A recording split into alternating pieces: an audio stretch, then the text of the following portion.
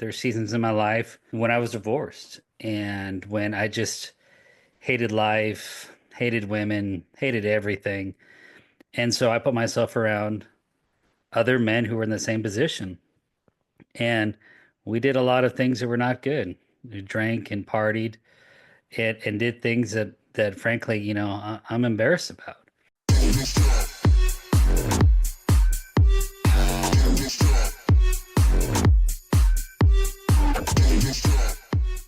Hey, welcome to Small Business University. My name is Clayton Carmack. I'm your host. And today I would like to talk about who to be around and who not to be around. That is the question. I think in life, we really do try to surround ourselves with the best type of people. And sometimes it's for the good, sometimes for the bad. There's seasons in my life when I was divorced and when I just hated life, hated women, hated everything. And so I put myself around other men who were in the same position. And we did a lot of things that were not good. We drank and partied and did things that frankly, I'm embarrassed about. But that was in a season of my life where that's who I put myself around. And there's a couple of verses I want to go over today. And the first one I think really speaks to everyone and to me. And let's go over it real quick. It's Proverbs 13:20.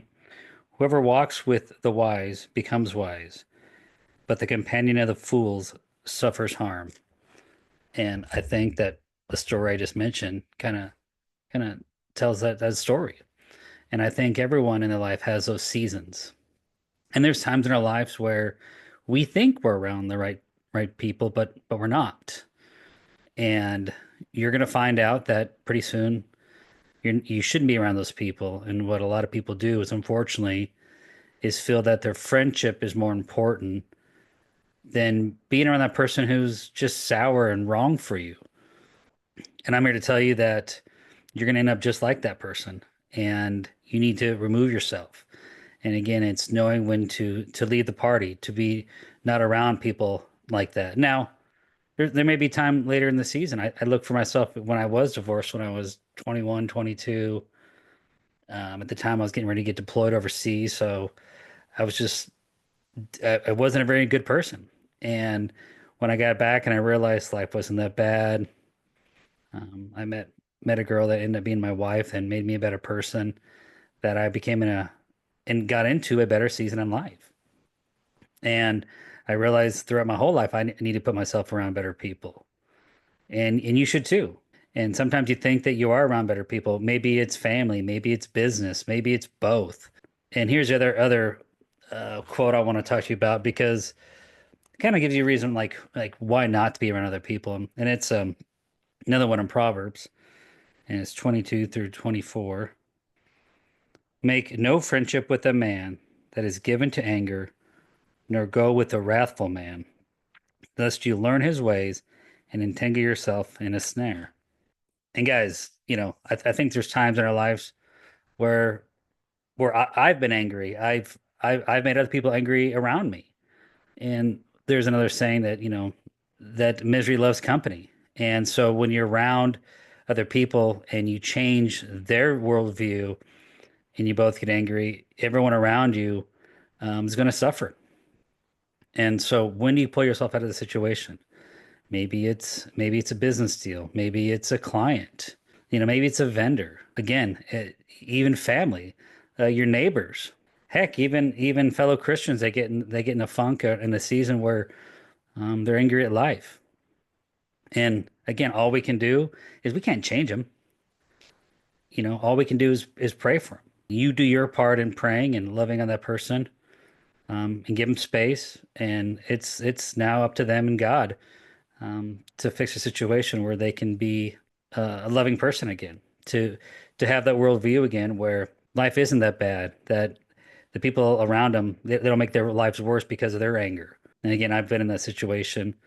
Last year was one of those pivotal moments in my life for family and career, where I had to make the decision.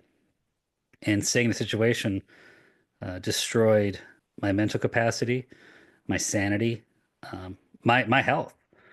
My health was destroyed with being around people who had anger, had issues, had thoughts of ill towards me. And for whatever reason, right, wrong, or different, without it being communicated properly, it just festered to get worse.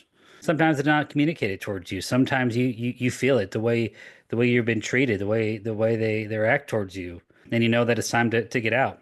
Again, life's too short to not be around great, loving people. And again, sometimes people are in different seasons, even in family. And even though you love family every day, there's times where you can't be around them, and that's okay.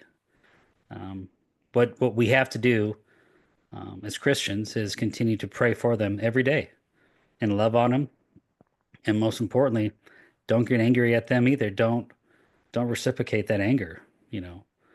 And it's something that you have to practice every day. It's not something that you tell yourself once and that's it. It's something you have to tell yourself every day.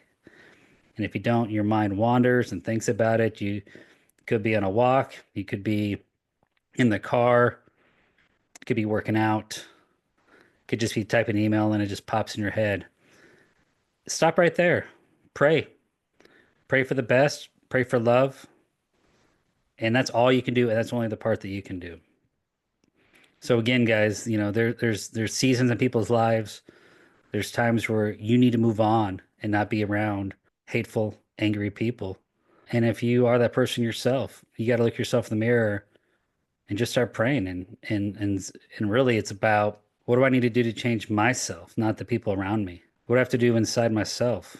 And just be grateful for the position that you're in and don't be a victim and just continue to pray. If you're in that position, just pray and think about what can I do to just help myself with the situation?